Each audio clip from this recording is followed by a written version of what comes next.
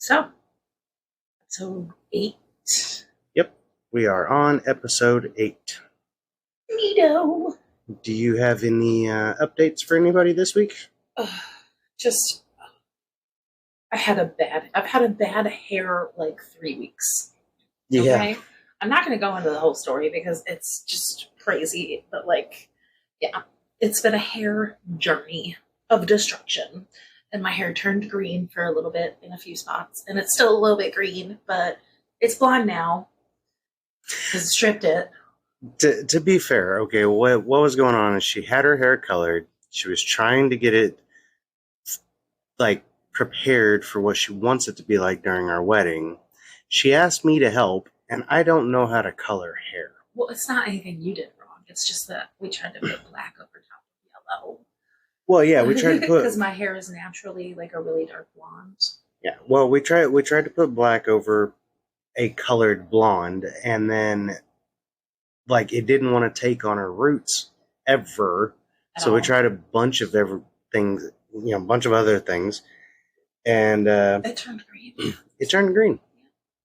So, but it's not really green anymore. There's like 2 spots where it's green. It's mostly blonde and pink now. But I mean, it was purple and red before, so yeah. And then it had green. Yeah, she did learn a lesson about the type of color to use, though. That was interesting. So, still do not have our truck back, which I am still upset about. Yeah, and the cats are zooming in the background. Yep. So, but on the truck front, at least we can say that it is actually being worked on, because apparently Cassie called before I did, and I didn't know that. But the guy told us both basically the same thing, was that it was in the air, it was being worked on as we spoke, but the person who was in charge of our account isn't there. So we had to call back on Monday. Oh, but I mean, it is being worked on after sitting there for 3 months. Do you have any disclosures for your mine is about child abuse and murder. Okay. All right. Well, I do have one thing I want to say. Now, granted, when this episode airs, it'll have been 2 weeks after the fact. But I do want to bring this up because I feel it's pretty damn important. On Friday, June 23rd, the Navajo Nation was denied any form of government assistance by the Supreme Court for clean water. Basically, they were told by the Supreme Court that it's not our problem. And I'm sorry, but if you've been watching any form of social media or any form of news, some rich billionaire who signed an agreement saying that if something happened, there would be no one to rescue them. Yeah, but there was submarine. But there was no stopping the ends of whatever to come search for that sub. Right, but we can't offer people, even in Flint, Michigan, clean water. But still, it's a Native American thing, and I feel like they are owed more than what we give them. That's for sure. Yeah, for sure, but owed more than any other issues. If you would like to donate to help them in any shape, form, or fashion, you can go to the website www.nativepartnership.org. That's www.nativepartnership.org. Nativepartnership.org. They have a whole website that I looked into today, and honestly, if so many bills hadn't come out, I was about to put some money towards it. It has their backstory. It has any effort that you can give to help Native Americans, not just the Navajo Nation. That would be the place to go. So that's my little rant and rave and spiel off to the side. We have actually a huge Native American population where we live, and they're often protesting stuff around here. Yes. We get the Senecas and the Cayugas, I believe. Senecas, Cayugas. Don't ask me how to pronounce them because I always I don't pronounce them think we're wrong. even pronouncing those right. Yeah, But that's how everybody says it. in upstate New York and eastern New York and just New York in general has a lot of Native American culture, and you see it just on display everywhere. So, yeah. So that's that. Okay, let's get on to our stories. Hold on. I didn't get to tell my disclaimer. Oh, my bad. Well, I don't really have one, but I do. It's more of like it's a ghost story, but there's more true crime history to it than there is ghost story because it's a couple ghost people. So Okay. nothing really on my end to worry about. Okay.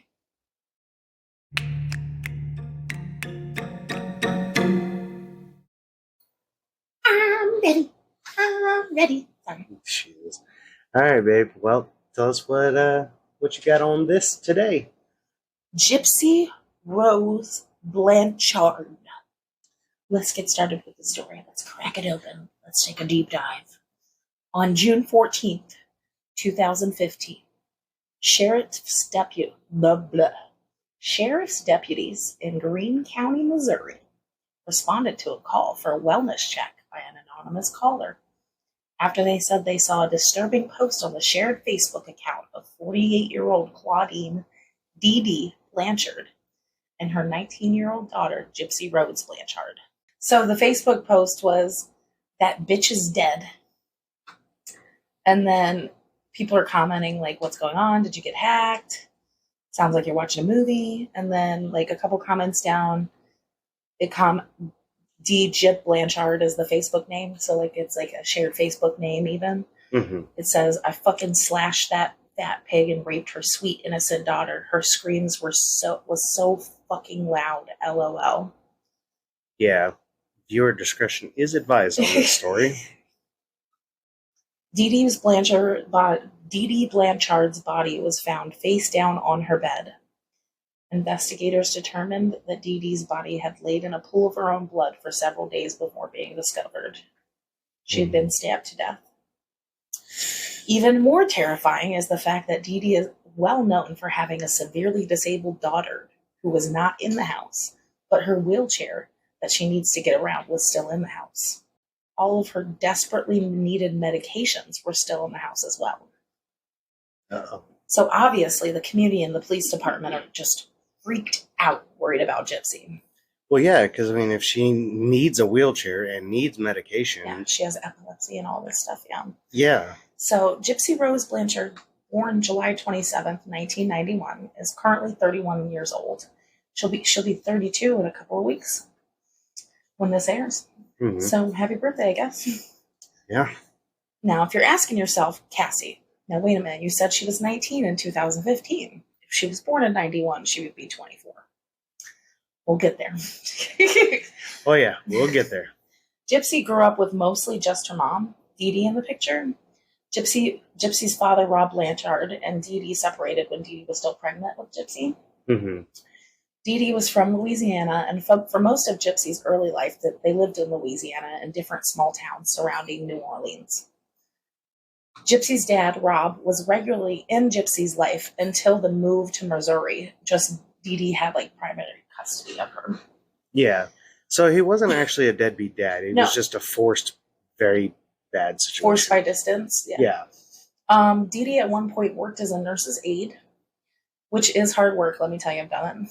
Put that little factoid of her being a CNA in there is because it's very common for people to have Munchausen by proxy. People that have Munchausen by proxy, it's common for them to have worked in the health field. Mm-hmm. It's because you can, like, manipulate the knowledge of medical background, right? Yes. When Gypsy was only 3 months old, Dee Dee believed that Gypsy was suffering with sleep apnea. You know, I do that to myself sometimes. I hear one of the kids, like, randomly dry cough, and all of a sudden I think they do it all the time, and I'm worried that they might have asthma like I do. But I have expressed that concern to the kids' doctors before, and that's not really genetic. No. But, and my kids are healthy, so I just remind myself of that. Yep, we've gotten pretty lucky on that front. Yeah, I've definitely fretted over every little thing with both of them. Yeah, well, I mean, I'm sure every new parent does. So. Yeah. Anyways, Dee Dee did not have good intentions with her worries for her child. So, some more background on Dee Dee from her family. She took out several credit cards in her family members' names and put them in thousands of debt. She was in trouble in different counties. According to the family, she was in trouble in different counties in Louisiana for writing bad checks. The family also says she was trying to poison her stepmother with Roundup at one point. Oh, jeez. And the family also claims that Dee Dee starved her mother, Emma, to death. Her sisters claim that, yeah. And like the immediate family, witnessed Dee Dee withholding food from her mother when she was dying. And nobody said anything?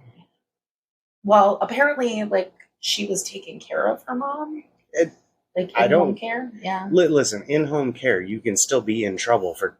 Oh, yeah, I know. No, I know that, but maybe the family just didn't look that much into it because they were assuming she was taking care of her mom. But apparently her mom was really bad trouble, too. Like, always in trouble for, like, stealing and stuff. And writing bad checks.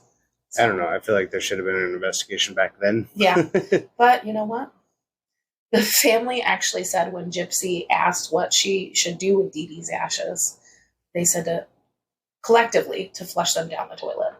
No, come on. Over Gypsy's childhood, Dee Dee basically doctor shopped, changing doctors frequently. That's why there was frequent moves to small towns. Right.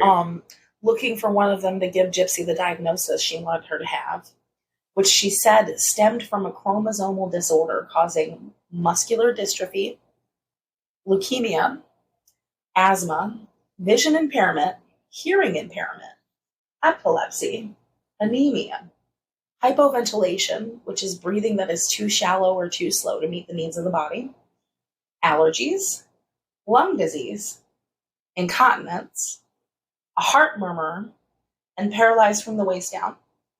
So she was wheelchair bound. Oh, and also she had the mental capacity of a 7-year-old, so she was also intellectually disabled. So 14 things that this woman is just insisting is wrong with her daughter. Yeah.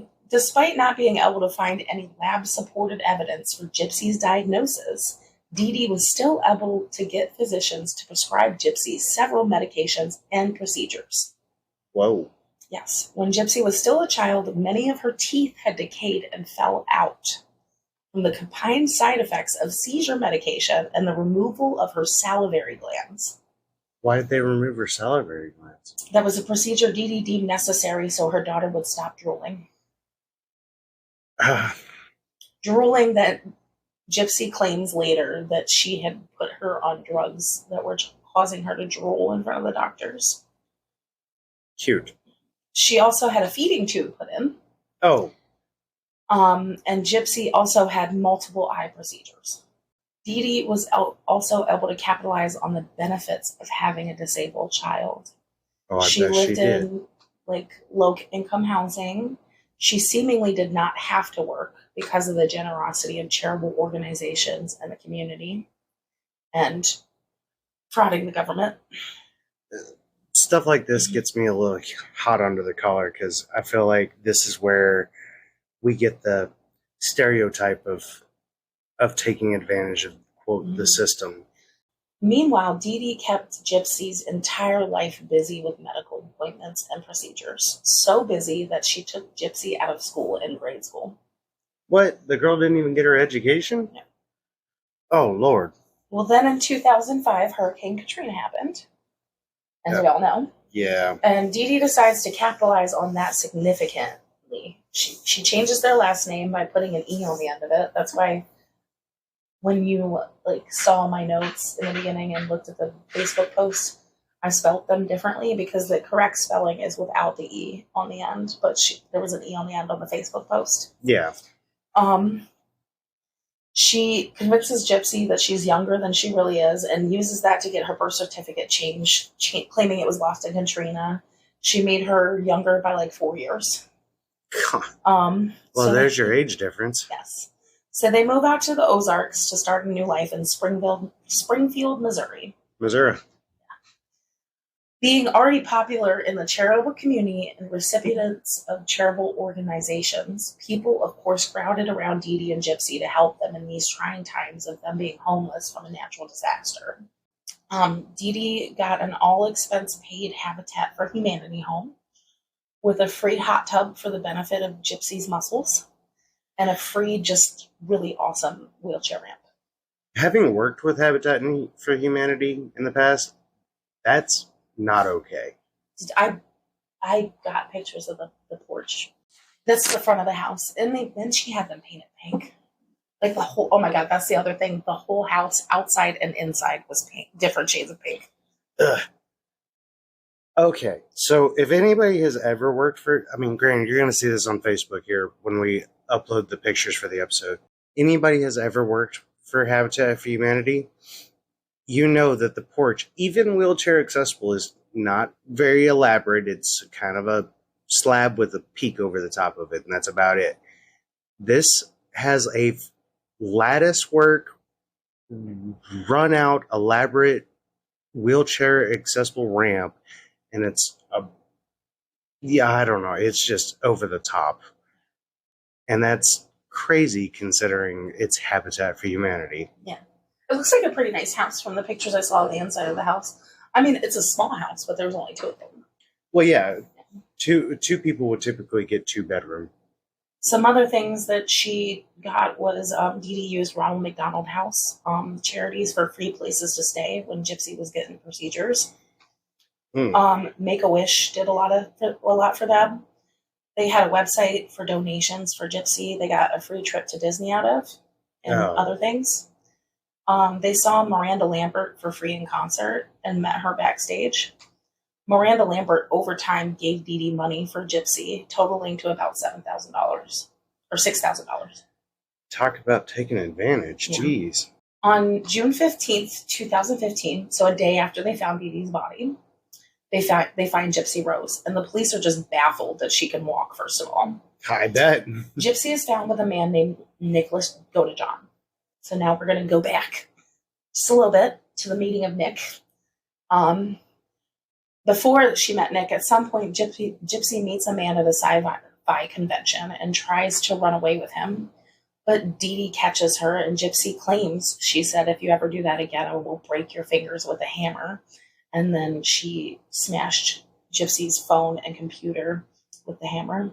And then she put bells on the doors in the house and started chaining her to her bed with handcuffs attached to dog leashes. Yeah. All right. Well, here comes your abuse. Mm-hmm. I mean, if it all wasn't abuse before, that's pretty clear abuse. Yeah. Yeah. I mean, putting a feeding tube in your child that doesn't need to eat from a feeding tube is also pretty abusive. I feel like there should be a lot of doctors that are on the hook for this. That was a big question, because there were actually doctors that sent in reports believing that Dee Dee had Munchausen by proxy. Okay. Yeah. So. Because they knew that Gypsy could stand. Like, because she is claiming muscular dystrophy. Well, in order for Gypsy to get medication for that, she has to see a neurologist. Right. And that's if a neurologist is like, I'm going to lift you up out of your chair and want to get they're going to be able to tell that she's standing on her weight. A doctor claimed that she did have fully developed leg muscles. Right. And someone with muscular dystrophy would not have that. Right. I've met people with muscular dystrophy. That's one, it's visually evident in those circumstances. And 2, like having to go to a neurologist and stuff like that, I feel like there should be more doctors. I did not put pictures of Gypsy in this, but I will show you at the end. Mm-hmm. And we'll get to more explanation of that as I further get into the story. So, October 9th, 2012, Gypsy met Nicholas Godejohn on ChristianDatingForFree.com. Nick is later quoted in saying it was like love at first sight. I just connected with her instantly. Okay. Background on Nick: when he met Gypsy, he was 23. He had a known history of mental illness and diagnosed autistic. And he had a criminal record for indecent exposure. Oh, there it is. He was watching porn in a McDonald's and touching himself for 9 hours straight, which I thought was kind of impressive. That dude is dedicated. But now I got a question. That's not funny. But I got a dumb question though. Did she ever disclose what her supposed or real age was to him? Yes. I heard about Gypsy the first time on this Hulu series, docu-series, but it's not a docu-series, it's like a mini-series. Right. Or like a real dramatization of what happened. And they really focused on that age change. But basically, from what I've gathered, how the conversation happened is that her dad called her to wish her a happy birthday for her 18th birthday, and Dee Dee answered the phone and said, "Don't tell her she's 18. She doesn't know. She thinks she's 14." And that's pretty much the only time the age thing comes up that I could find from Gypsy. Oh, okay. Yeah. So people were really shocked that she wasn't 19. Yeah, I bet. I'm guessing that Dee Dee did that to continue her hold on Gypsy, maybe so Gypsy wouldn't know she was an adult. Back to Nicholas. He was the quiet guy, antisocial, spent a lot of time online in his room. He lived with his parents. Okay. The 9-hour McDonald masturbation thing is kind of crazy, but as me, who's someone who works with adults with autism, it's not something that I was actually that surprised by. They don't understand social cues and might not, and a lot of times don't understand shame. So, I mean, Nicholas was, according to his mom and videos I saw, was high functioning autistic, but I don't want to make excuses for him indecently exposing himself. But I was just saying, him being autistic could really have a play in that. Depending on what level of autism you are at some point you would be diagnosed with a mental age. Right. This is where you are at mentally. Yeah. Mentally, Nicholas had the mind of a 15-year-old. That's the claim then. Okay. Yes. So after just a few days of talking online, Nick and Gypsy were pretty much professing their love to one another. We know a little something about that, don't we, babe? Hey, listen, TikTok did some things, all right? And it did not take long for Gypsy to disclose to Nick that she did not need a wheelchair. And but as far as her other ailments, Gypsy claims to this day that she thought she had cancer and all of the other stuff because she was taking medication for it. Well, yeah, if you've been prescribed, I feel like a doctor's saying that, hey, you need this. Yeah. Well, I must surely have this. Basically, Gypsy was told at doctor's appointments to just play with a toy and let her mom do all the talking. So she believed her mom. And the only thing she really knew was that she definitely didn't need to use a wheelchair because she could walk. Jeez. Yeah. And she had an idea that she wasn't the age her mom was saying. Okay. They start this hyped up love affair online. Nick is really into BDSM, and he portrays himself as having two sides. The good side, devoted and loving Prince Charming boyfriend to Gypsy, and then his dark side that is capable of doing anything to protect her and also portraying a master role over Gypsy. And being a victim of Munchausen by proxy her entire life, she would probably really be open to that kind of relationship. Okay. I would think, since she has no idea what love is supposed to be, all she knows is her mom loves her and controls her every move. Right. And she was never allowed to be sexual. Sex was never because her mom wanted her to act her mom made her talk in a childlike voice too. Oh. So that she seemed childlike. And Gypsy did claim that her mom withheld food. And that was part of the feeding tube thing. So Gypsy was of small stature. She looked like a child. Okay. She didn't, I would say she probably didn't grow properly because of years of being in a wheelchair and all the medicine. She's kind of short, and she was pretty underweight, which made her look childlike. I could see that, yeah. Gypsy thinks that she has no idea what love is and what healthy relationships look like. All she knows is Disney fairy tales. So to her, Nick is this Prince Charming.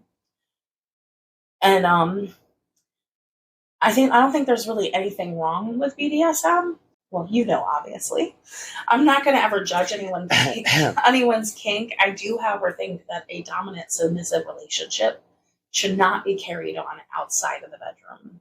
Yeah, I agree with that too. I think that's toxic, and it's also very telling that there's something you need to work on if you think you need to dominate someone's everyday life or need your everyday life dominated.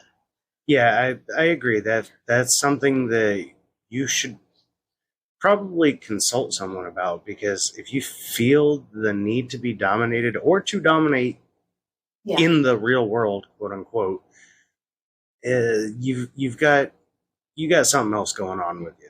Nick was like definitely like portraying like some kind of somewhat misogynistic views towards her of like, you do what I tell you to do type in everyday life situations, for sure.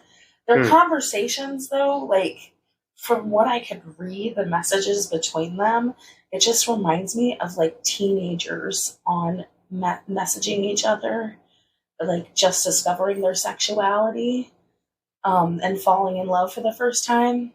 Okay, very cringy. How frequently were they in public together, though? They hadn't met in person. Yeah. They met online on a Christian dating site. Well, that's kind of. And then Gypsy created like a separate Facebook for herself. Right. That she interacted with Nick on. Well, what I'm questioning then is like the portrayal of it being in quote real life of their relationship here being. Oh, like him just being like demanding on like. Yeah, but that's what we call keyboard heroes, because they can do whatever behind a keyboard. Yeah, that's why. No, I can understand that. The question I'm getting is like, Gypsy did say that she wasn't really into the BTM stuff, but Nick had talked her into it over time. Mm-hmm. He also claimed to have multiple personalities. Fun. Okay, one of them being a 500-year-old vampire named Victor. Yes, so he just had a colorful personality. That's one way to put it. That's the way we would put it at my work. Like, he just had some like dark interests. Okay. I can see that. Yeah. I can feel that. That's what I gathered from it. People like tried to portray him as this horrible person. But me coming from the DSP side of things, I see like what he has to overcome. Mm-hmm. To be social, and I can understand where he's coming from. Okay. I mean, I understand. I was just questioning like the whole. Actually, and one thing that I thought was kind of cute, even though like this story isn't cute at all. No. Gypsy made up girlfriends for all of his personalities to have. Like there were different. She had different girlfriends where she would wear like a different wig and a different outfit for each of his personalities. Now that's taking the extra mile. Which I thought was cute. Almost all of their relationship was online role playing. Okay.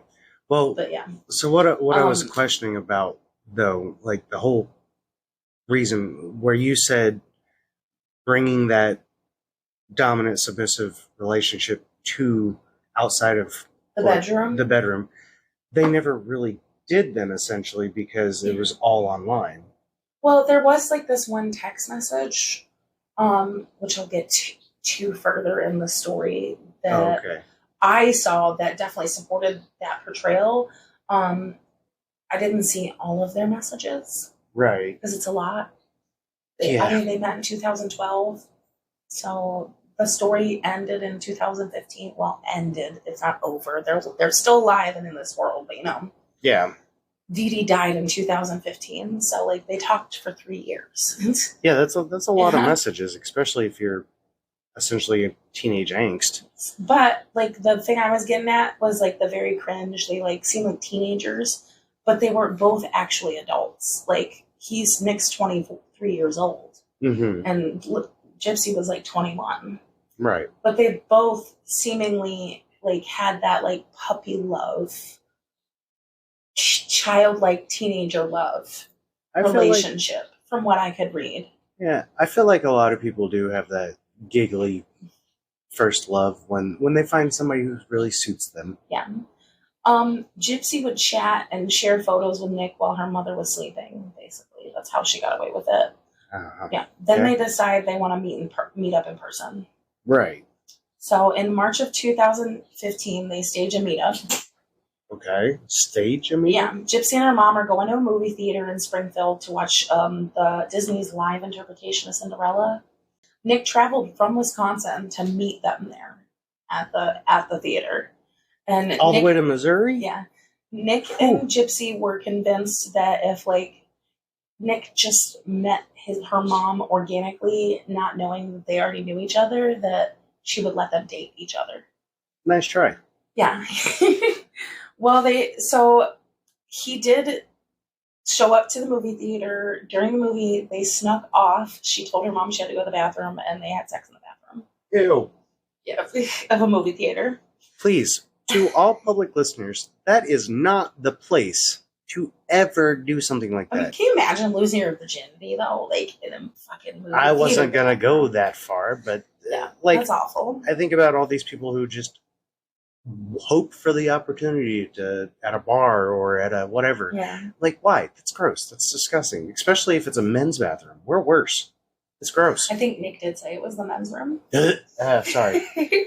They went back to the theater after and watched the rest of the movie. But Dee Dee did not like Nick instantly because she thought it was fucking weird because they were the only ones in the theater and he was an adult man at watching Cinderella showing without a child with him. Yeah, I can see that. And she basically forbid them to ever see each other again. Okay, well, that's a little harsh. Yeah. But still. So pretty much shortly after that, Gypsy asked Nick to hit her mom. Oh, that escalated quickly. I mean, Gypsy fell through the cracks in every system possible. She was... Yeah. Dee Dee moved her far away from her mom's side of the family and her dad's side of the family and her dad. So she had no family, even though their family had suspicions. They couldn't do anything. Yeah. Police had been called with claims that Gypsy wasn't as sick as Dee Dee claimed she was, and Dee Dee manipulated the police into believing her. Ugh. Multiple times. Her mom had paperwork stating that Gypsy was diminished capacity. And how much of it was falsified? And that she had a mind of a 7-year-old. So she felt like she really had no way out, that if she did try to run and tell someone, that her mom would just pull out this notarized piece of paper she got saying that Gypsy had the mind of a 7-year-old and no one would believe her. I could see both sides of the street on that one because, yes, in reality, if she's conned enough people into believing it, then yeah, mom has a very strong possibility of winning that case. However, you also have once she gets up out the wheelchair and starts walking, that's pretty convincing. But yeah. Gypsy does tell a story about one of the times that the police came that her mom drugged her with pain pills, so she physically couldn't do anything. Wow. Yeah. Damn. Yeah. At least that was in one of the dramatizations of the story. I don't want to say Gypsy said that because it wasn't a dramatization. I don't know if it's fact. Right. So Nick is basically her knight in shining armor at this point. So from Nick's perspective, Nick is autistic. He people who are autistic struggle with social cues. Yeah. That's just fact. He doesn't really have friends. He's had one online girlfriend before this. She left because of his freaky interests. She thought he was violent. Listen, not everybody's into the same kink, all right? He meets Gypsy, and she's accepting who he is entirely. I feel that. Yeah, he's head over heels in love with this girl. And this woman he's absolutely madly in love with is basically being held prisoner by her mom. Yeah. Look, you remember a while back, I told you the one downfall of every man. We all go after the damsel in distress. Gypsy also made many claims of physical abuse by her mom, and he wanted to save her. I could feel the same. Yeah, so it didn't take him much convincing to say he would do it. No. And realistically, if I was in his boots, maybe not the killing part, but feeling the urge to protect the one that I've fallen in love with, felt like it was the one, I could see his side of the story. And he admitted, like, pretty much as soon as he got in the interview room with police that if Gypsy had never asked him to kill Dee Dee, he would have never killed her. Okay, well, that's fair. So they spend the next couple of months planning the murder, though. Oh, God. So there's your premeditation. Yeah. And then June comes around, and Gypsy buys Nick a Greyhound bus ticket to Springfield to kill her mom. How'd she buy the ticket? She's, I guess, scraped some money together, like taking money from her mom or something. I don't know. I guess. She said she scraped up some money. Gypsy had left the door unlocked for Nick, and this is where that text message comes up. He's like, "Get your ass in the bathroom." Okay. Yeah. I mean, to her. I can see your point then, I guess. "I'm here now. Get your ass in the bathroom, bitch." Like, I think is what he said. Okay, something like that. That changes the context a little bit. So Gypsy goes into the bathroom, and basically she says she covers her ears and waits for her mom to be killed, and hears her mom screaming for her and screaming for help. And okay. Nick goes into Dee Dee's bedroom, stabs Dee Dee to death. And then they have sex in the bathroom afterwards. Like, what is up with them in bathrooms? I don't know. He must have a bathroom kink. Gypsy claims that Nick wanted to rape her mom, so she agreed to let Nick rape her so he wouldn't rape her mom. She left the house with him and went to a hotel with him. And they have video of them together loving each other after that. I mean, I'm not going to say that Gypsy is lying. Nick is saying it's consensual. There's not really a way to prove that. Right. So he said it is what it is. I don't think Nick was charged with rape. Okay. So. All right. Well, then let's move forward from it. Moving forward. They went to a hotel. They mailed the knife he stabbed Dee Dee with to Nick's parents' house with the Gypsy's last name on it and her address. Why? Yeah. Literally, it said the Blanchards and her address. Makes total not sense. And then they took a Greyhound back to Milwaukee, Wisconsin, which there's video footage of them at the Greyhound station, and decided Gypsy is going to move in with Nick's parents' house with him. Yep. I'm sorry I'm laughing, but... it's like one of those things that the truth is stranger than fiction, because you can't just make that shit up. So it's been a couple days since they killed Dee Dee, and no one has found Dee Dee's body. And Gypsy says she gets worried about her mom's body, so she posted those things on her mom's shared Facebook page from her phone in Wisconsin. To be fair, as you know, as known, the cats are messing around. Sorry, as known around the community as they are, to go a couple days without any notice of that, hey, they're not around. Yeah, I can see the point. Like, somebody hasn't found her yet. What's going on? Gypsy had no idea that they could find her from her posting that on Facebook in Milwaukee, in Wisconsin. Yep, technology is fun.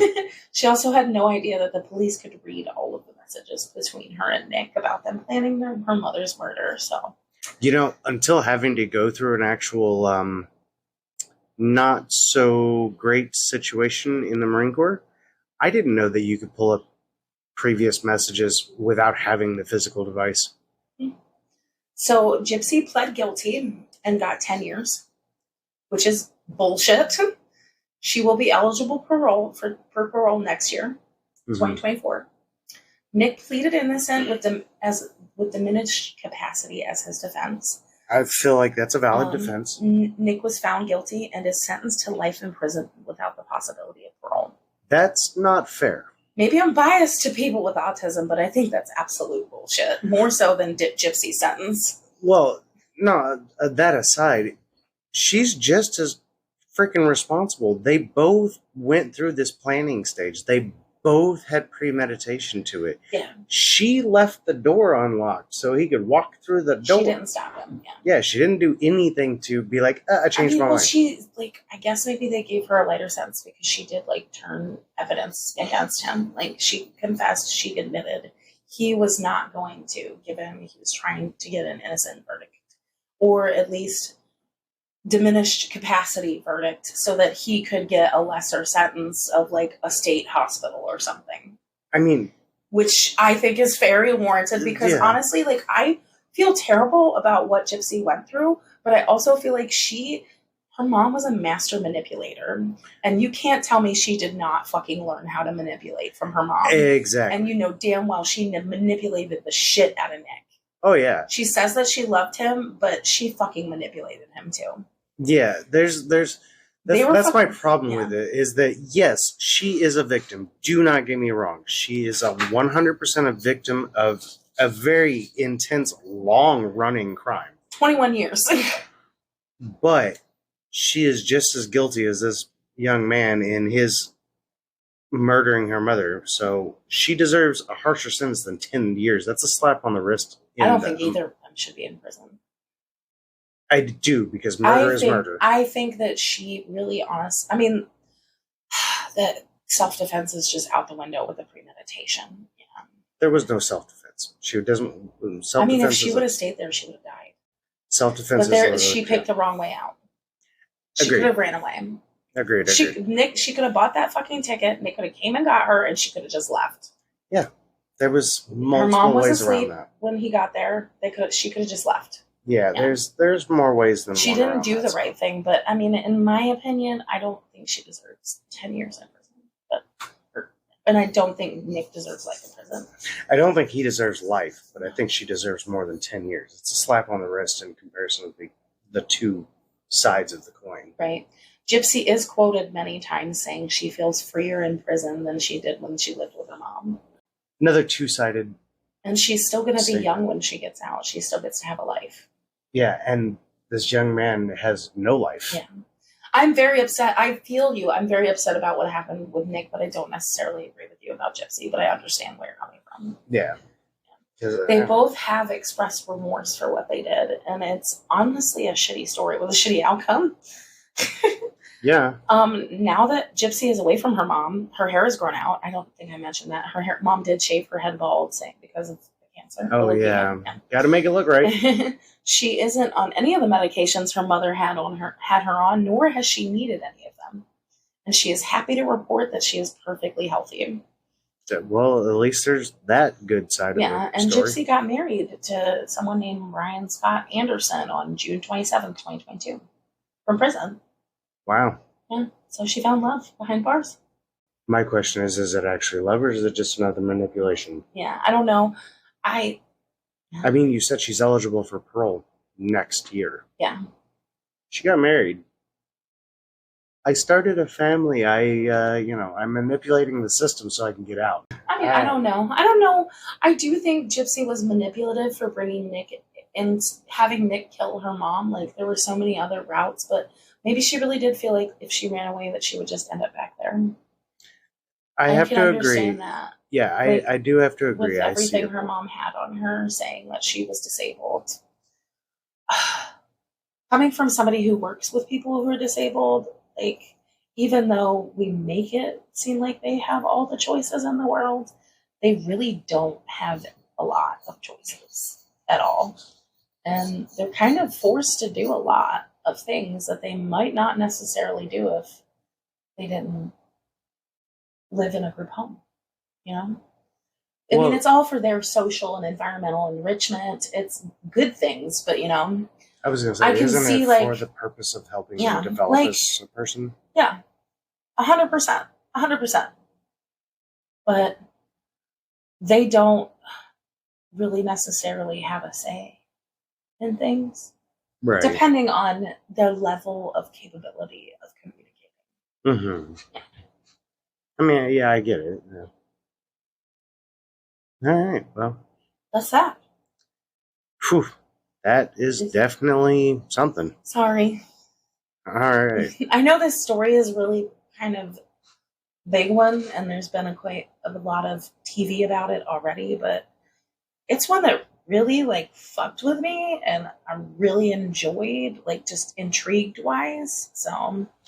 I didn't like the way other people have done it on other podcasts, so I'm not going to name names. Well, I was going to say, I do know that before you even got into this, back even when you were just watching the show with me, that you had said, I don't like how they demoralized the young man and made him the complete and utter monster. Yeah, a lot of stuff on Nick Go to John like makes him a monster.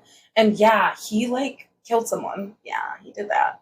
Yeah, and he said some fucked up shit on the internet. But like, I mean, I really think he had a shot at diminished capacity.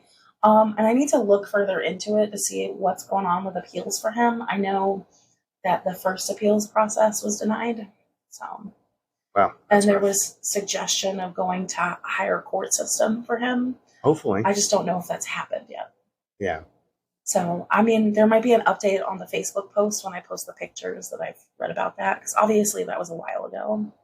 Yeah. Yeah. I really suck at like preparing for this kind of things, and literally will type up my notes like the day of.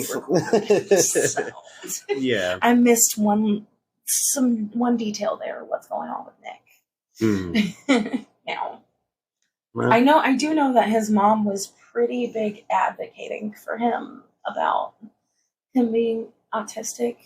I mean, rightfully so. She was calling it Asperger's, which I did not say because, well, they don't even call it autism anymore. They've changed it completely. It's like the spectrum. But I don't mean to scoff, but I get tired of things changing so frequently that you have to try to keep up with what's politically correct to not offend someone. Yeah. It can be hard, yes. And I'm sorry if we did offend anyone with any of our terminology, but it can be hard to keep up with. You ain't lying. Yeah. I mean, I work in the field and I still don't know all the correct terminology. I mean, not to offend anyone, but some of my books still say retardation in them. So, to be fair, it's in the title of your job. Yeah. Well, it used to be. Oh, they finally got it all the way through? Yeah, they changed the name completely, yeah. I mean, we're still associated with the...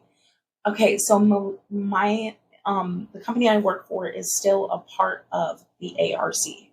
Yeah. They have just changed the name of the company. The ARC part, the R literally stands for retarded. Retarded, yes. So that's what I was getting at. But a lot of the associations, the company branches of the ARC have changed it to something else. Okay. Well. Just to get away from that.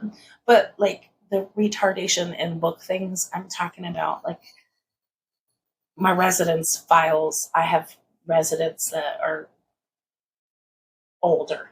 So yeah. That was medical terminology for many years. I mean, think about some of the medical documents that you see from the early 19th century or, late 18th century where... It was hysteria. Yeah, which literally comes from... no, that's or a whole everybody was diagnosed schizophrenic.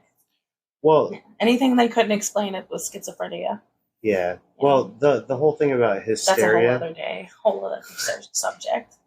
The one random fact that I have on hysteria is it literally comes from the same word that is used for a hysterectomy. It has to do with because you have a womb, you are nuts. Yes, women were. I don't like it. Yes, women were diagnosed with hysteria, and men were diagnosed as lunatics. Yes. Yep, lunacy, because lunacy had something to do with like a moon phase. Mm-hmm. And hysteria had to do with the fact that you had a womb. Mm-hmm. I don't like it. I'm glad that changed. Anyway, live, laugh, lobotomy. Okay. On to that. That happened. All right. Well. Are you ready for my random fact? Oh, your random fact. Yeah, that random fact. I'm scratching my head. Yes. All right. Well, that random fact, my dear, is that... You're sexy. No. And it's a lie. It's a lie. On July 10th, 1856, Nikola Tesla was born in Croatia. Lady Jane Grey, a 15-year-old great-granddaughter of Henry VII, became the Queen of England for a whole 9 days. Oh, yeah, I knew about that. Yeah. And then in 1919, the Dutch Parliament approves women's rights to vote 1 month after the United States did. So I didn't actually have enough to do a whole episode on this piece, so I just want to say it real quick because I want to do something on Tesla, because I love science and Tesla is out there crazy with his science. You should totally do Thomas Edison. I am not doing Thomas Edison because of how much thievery That's he's got. why you should do Thomas Edison. No, because I will be livid. My little quip here, because I didn't have enough on this particular subject, is that there is a conspiracy theory that Tesla created an unlimited, cost-free energy source that was confiscated moments after his death. I would believe it. Yeah. With as many crazy inventions that worked, I would 100% believe it. Like, there's a... Okay, I'm going to do an episode on Tesla because it's going to bother me not to. All right, so my story for today is called The Ghost of Frank Jelly Nash. Have you ever heard of him? No. All right. Well, when I was looking up stuff that pertain to July, this one just like popped up for some reason. So because Google knows your algorithm. You're looking for weird shit. Yeah, pretty much. But oddly enough, it's more true crimey than it is at all paranormal. How dare you? I know. So I'm going to quickly go through the true crime, try to make it fast, because the whole the whole paranormal side of it it's kind of laughable, but it's very short, so it's worth it. Okay. While the headlines in Scotland may have been talking about Nessie at the time, across the pond in Kansas City, Missouri, on the 17th of July, 1933, the morning commuters were about to flee in terror as the squeals of tires and machine guns fire filled the air. Ooh. I know. That was a pretty damn good start to it. If I do say so myself, which I do. You're adorable. Yeah, I know. Outside the Union Station in the plaza of Kansas City, Missouri, a 1932 Chevy rolls up to a stop, and 5 are found dead and 2 wounded, 6 of which were law enforcement. The last was a criminal transport from Leavenworth named Frank Jelly Nash. Now, Frank was one of the most successful bank robbers of the Great Depression. Mm-hmm. His nickname Jelly was for his uncanny ability to escape from almost any prison. Damn, I'm mad I don't know about this guy. He sounds I interesting. know. That's why I was like, I'm going to do it real fast. He was born in 1887 in Indiana, and he moved to Kentucky in 1902. Spent his younger years working in the kitchen for his father at a hotel, but he needed some more excitement in his life. So in 1913, with the help of 2 accomplices, he committed a series of burglaries, and continued until he murdered someone for snitching. Yeah. After being acquitted for that, don't ask me how, but after being acquitted, he killed the witness to the crime. Oh, yeah. Smart move. So he was convicted to life in prison. Oh my God. Yeah. But as one does. But in 1918, in July, he was given a full pardon and released by the governor. What? I don't know. Okay. Then in 1919, he creates a small gang in Corn, Oklahoma. Oh, Corn, Oklahoma. Mm-hmm. Okay, that's a place? It is a I had to look it up on a map. Can we go there? It was okay. It's corn. Then in 1922, sorry. Oh my gosh. Then in 1922, he's arrested, convicted, and set free yet again. What? Yep. This guy. 1923 to 1924, his gang bank robs and murders. Just for the heck of it. As one does. Yep. 1924, convicted and finally sent to Leavenworth, which is a pretty outstandingly high-profile prison. Yeah, I've heard of it. Yeah. After being a model prisoner, of course. Yeah, this guy, yeah. Yep. He escapes in 1930. But in 1933, he's caught in pretty funny way, actually, because from the reports of the actual FBI agents that caught him, they said they were grabbing coffee with him and just happened to recognize him. Barker Karpus, a gang member, set out to kill him. Nash is actually one of his really good lifelong friends. So I don't know what happened there, but he was like bound and determined to kill him. So he tracks him down in Kansas City in his Leavenworth transporter, right? Okay. And this whole ordeal became known as the Kansas City Massacre. Okay. To this day, citizens swear that you can hear Nash's ghost haunt the Union Station. Mm-hmm. Some assume it's just like repeating the day, because they say you can hear the squeals of tires, you can hear people screaming, you can hear hear people running and stuff like that. Mm-hmm. But there are other people who like feel like it's an intelligent haunting, because he might be searching for his killer. Okay. Now, there are reports that you see figures in the dark. They're wearing suits and standing just outside. Uh-huh. When you approach them to ask them, hey, the business is closed. What you doing here? What's up?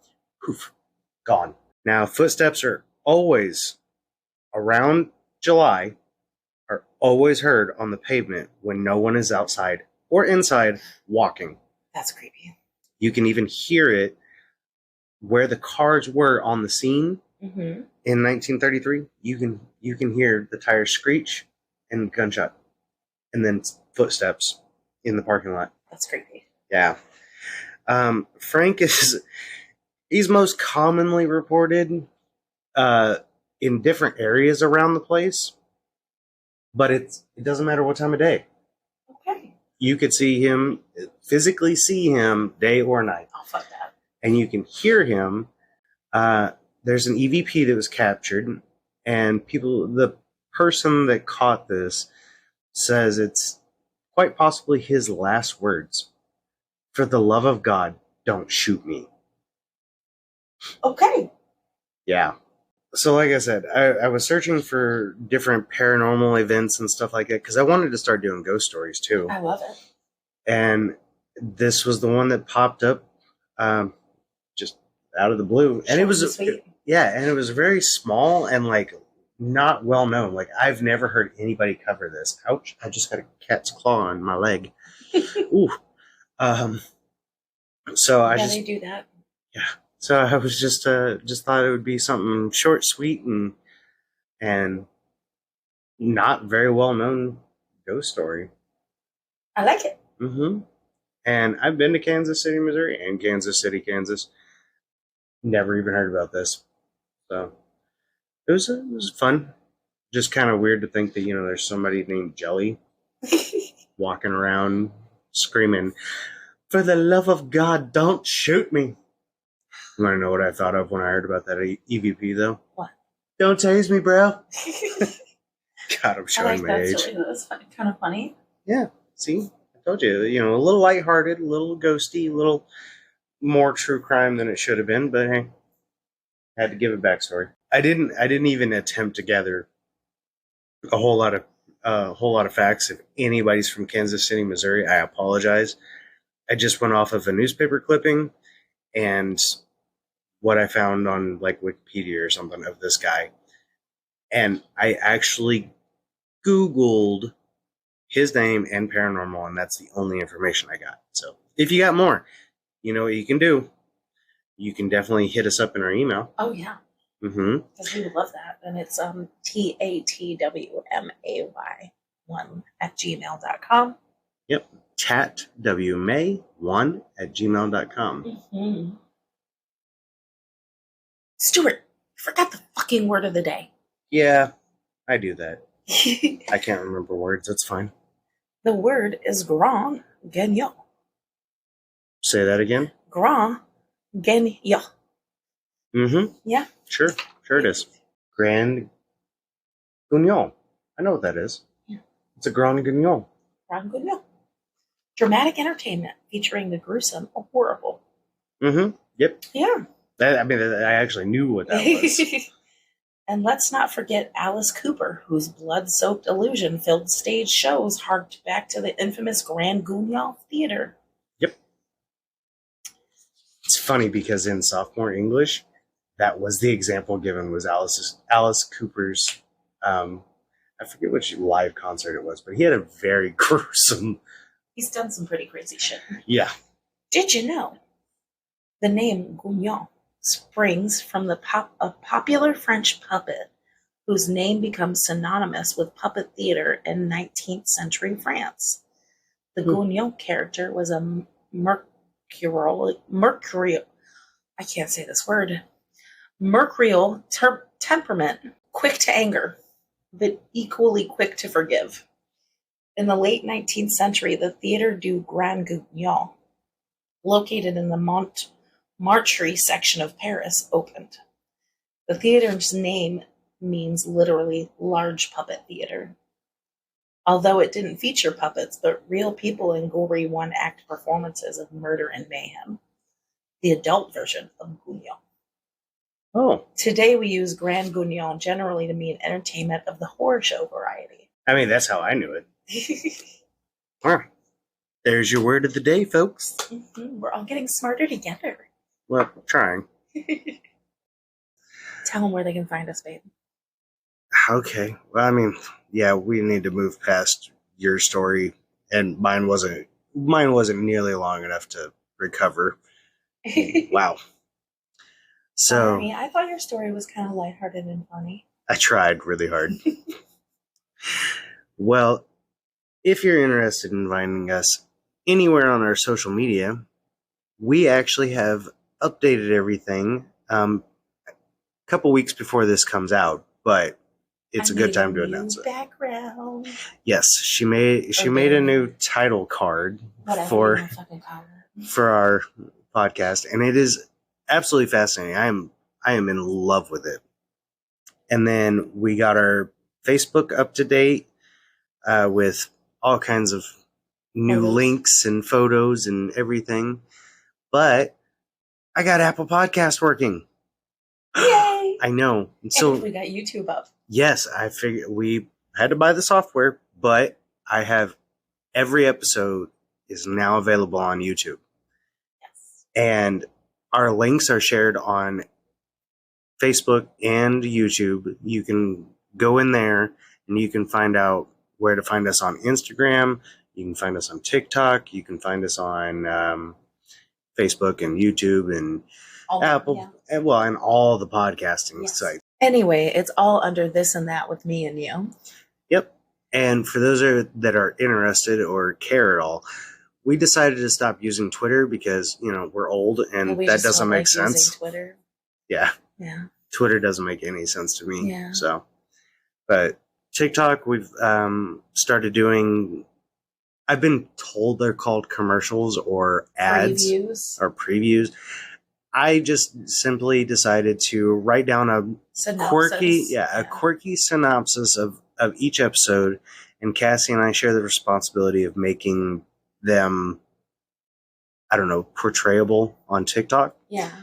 But we really don't want to do video of ourselves anymore just because I don't want to put makeup on. And like I said, I'm having a bad hair month. Okay? It's going into a month now. Yeah, and my self-esteem is not high enough to be on camera, so... You're beautiful, babe. If you say so. So, our video content is pretty Eventually it'll happen, I guess, if we have to. I'm sure someday it will, but at this time, we're going to stick to the audio only, and Cassie had an idea earlier to... If you decide to watch the videos, as we're discussing pictures of the event or whatever on YouTube, you'll see those pop up during the discussion instead of having to wait until it's released on Facebook, or if heaven forbid we forget, because I've done that already. Mm-hmm. So yeah, that's where you can find us, literally everywhere except for Twitter, because I don't wanna. And like I said earlier, if you have any suggestions for future stories or feedback, please rate us or email us. Yeah, email is tatwmay1@gmail.com. That's tatwmay1@gmail.com. And yeah, like she said, now that we're on YouTube, we need a like, a share, and a comment. And a subscribe. And a subscribe. That pushes us through the algorithm. Or at least that's what I hear. Mm-hmm. TikTok, just keep doing what you're doing because we're hitting tons of people somehow. Yeah. And then all of our podcasts, I don't know how they all work. Just follow, subscribe, like, share, do whatever you got to do. But they can rate us, yeah. Yeah, but get us out there, please, because we're growing, but it's slow paced, and I want to see how far we can reach. I know. We're enjoying doing this. It is. It's getting really fun. And it's enriching our relationship. Mm-hmm. I love you. I love you too, babe. All right, guys. Well, until next week. All right. That's This and That with me and you. And I'm Stewart. Cassie. And we'll see you next time. See you next time.